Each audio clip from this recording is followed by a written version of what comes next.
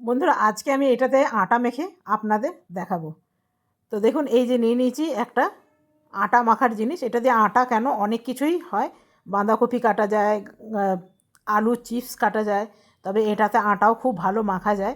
আমাদের অনেক সময় হাতে টাতে ব্যথা হয়, তো সেই সময় কিন্তু এটা খুব কাজের। দিয়ে দিলাম সামান্য নুন আর তেল। প্রথমে একটু নুনটা মিলিয়ে নেবো, শুকনো চালিয়ে নিলাম। এরপর দিয়ে দেবো জল, সামান্য একটু জল দিলাম, আর একটু জল দেবো। জলটা কিন্তু খুব মাপ করে দিতে হবে, বেশি হয়ে গেলে কিন্তু মুশকিল। দেখুন কত চটজল দিয়ে আমার আটা মাখা হয়ে গেছে। আর দেখুন আটাটা কি সুন্দর, হাতের চেয়ে অনেক বেশি ভালো মাখা হয়েছে কিন্তু।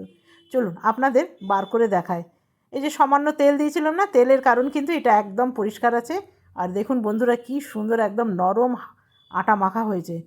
এই রকম আটা মাখা কিন্তু আমরা হাতেও এত ভালো হয় না।